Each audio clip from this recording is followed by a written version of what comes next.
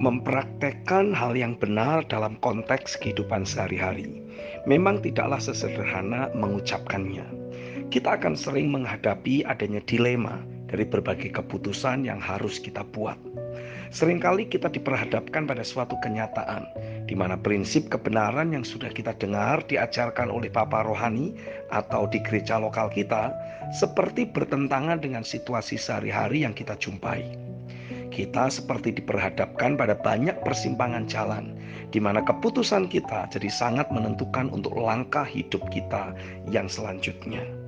Justru itulah momen di mana kita jadi sangat membutuhkan peranan Roh Kudus dalam hidup kita untuk menuntun, mengajar kita dalam membuat keputusan-keputusan yang akurat di tengah dunia yang tidak akurat ini. Yohanes 14 ayat yang ke-26 mencatat, tetapi penghibur, yaitu Roh Kudus, yang akan diutus oleh Bapa dalam namaku, dialah yang akan mengajarkan segala sesuatu kepadamu dan akan mengingatkan kamu akan semua yang telah kukatakan kepadamu. Yang pertama, Roh Kudus sudah disediakan oleh Bapa untuk keperluan kita.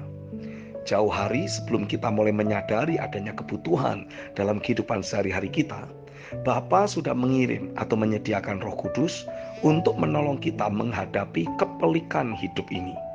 Di segala situasi, setiap kali kita menghadapi kendala untuk melakukan hal yang benar, Roh Kudus sudah menyediakan dirinya sendiri untuk selalu available bagi kita. Sehingga setiap kali kita butuh datangnya arahan dari Roh Kudus, Dia akan selalu bergerak untuk memberi arahan bagi kita. Selain disebut sebagai seorang penolong dan penghibur, Roh Kudus juga disebutkan akan mengajar kita, memberitahu hal-hal yang kita butuhkan, yang selama ini belum pernah kita dengar atau pahami, dan mengingatkan kita, membawa apa yang pernah Tuhan ajarkan untuk kembali ke dalam ingatan kita, dan secara langsung mempengaruhi pengambilan keputusan yang harus kita buat. Dengan melibatkan Roh Kudus dalam kehidupan sehari-hari, kita akan jadi lebih mudah untuk hidup secara akurat, memanifestasikan keberadaan Yesus dalam diri kita saat menjalani kehidupan sehari-hari. Yang kedua, untuk belajar dari Roh Kudus, terkadang kita butuh menanti-nantikan Tuhan. Kitab Yesaya pasal 40 ayat 31 mencatat, tetapi orang-orang yang menanti-nantikan Tuhan mendapat kekuatan baru. Mereka seumpama raja wali yang naik terbang dengan kekuatan sayapnya. Mereka berlari dan tidak menjadi lesu. Mereka berjalan dan tidak menjadi lelah. Bayangkan seorang guru yang sedang mengajar muridnya. Untuk si murid bisa menyerap apa yang gurunya ajarkan, dia harus membuka pikirannya untuk menerima dan menyatukan pikirannya tersebut dengan pikiran sang guru. Itulah sikap hati yang harus kita miliki sebelum kita dapat menerima pengajaran atau arahan yang Roh Kudus akan berikan dalam hidup ini. Kita harus belajar menanti-nantikan Tuhan.